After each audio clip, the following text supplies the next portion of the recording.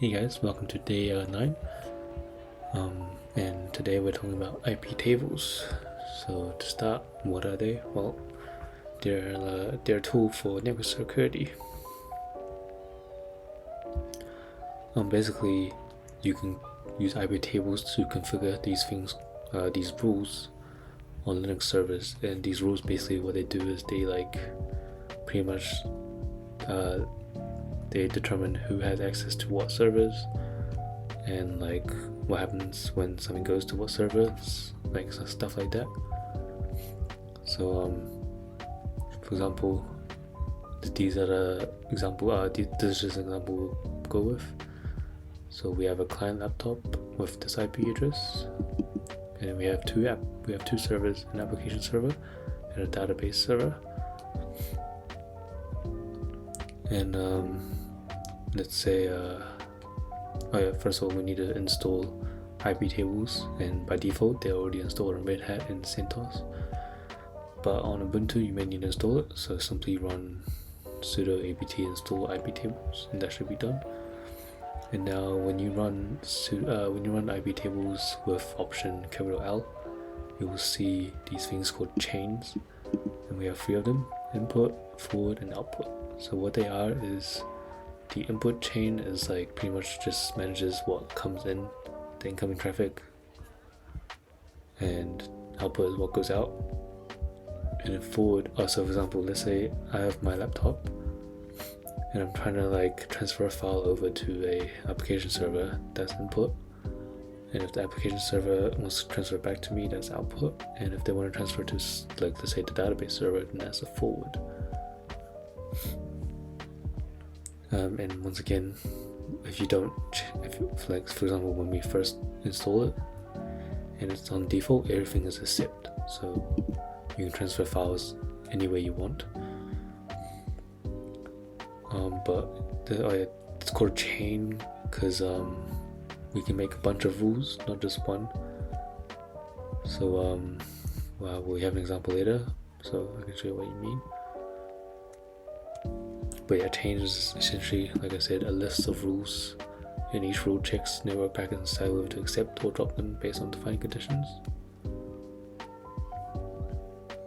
And I have an example above, let's say a packet from client 01 meets the first rule in the input chain and is accepted. Packet from client 2 does not match first rule and is valid by some rules. So it's like a line, like a chain, right? Let's say there's rule 1. Let's say rule 1 is, if you're from this computer, then you can go to the next rule and continue. If you're not from this computer, you immediately get dropped. And so you have to keep going through all the rules until the very end, one by one. So to add a rule, this is the command. Looks a bit confusing, but it's not. IP tables with the option A, input, option P, TCP, option S. I think this is the client laptop, yeah. And dport 22, J is zip. So what are all these options? Well, first of all, that is it's append, so you append a rule to the input chain. P is protocol, it specifies the protocol. So in this case it's TCP, and in this case we're trying to append a rule to the input chain. So what we put there is either output, forward, or input. In this scenario we're doing input. And option S is source, in this case the laptop IP, and also option A is kind of just like add rule, right? And then --d port is the destination port, which in this case for SSH is 22, and then J is just the action taken, right? So we want to accept. We can go, so we can go accept or we can go drop. That's the main ones that we use. So for example here, we want to block unauthorized SSH attempts, and as we know by default, let's say we added this rule, right?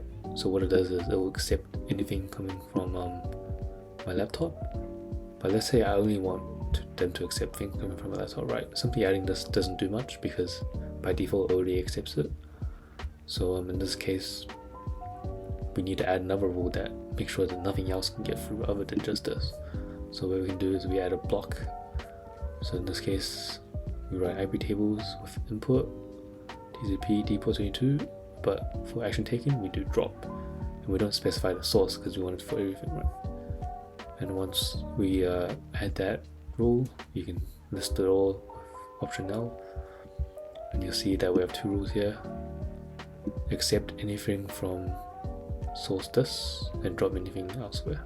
It's pretty much what it is, because because it's a chain, right? I'll go with this thing first, it'll see that from my laptop and it'll just continue. But if it sees it something else, so like if something else got through this, but it will eventually go through here, and then it realizes, oh, can't do that, it drops it. And this is just, I just added some more examples, right? Adding a bunch more rules is not too important. These are more specific to what they were teaching us, like the context. And once again, once these rules are applied, they will be like in order of what you made them. So, and the order is very important. Remember that. So if you want to like add a rule to the top, instead of using dash capital A, we use dash to capital I. This will make it move to the very top. And then to delete a rule, we use the option capital dash capital D, and it will let you delete it based on the position it's in. So let's say, for example, we're looking at this. If we want to delete the third one, let's say we'll delete this, we simply write IP tables with option dash D, and then output, because these are outputs, and then we write 3. And that's all there is to it. Thanks for watching. See you guys tomorrow.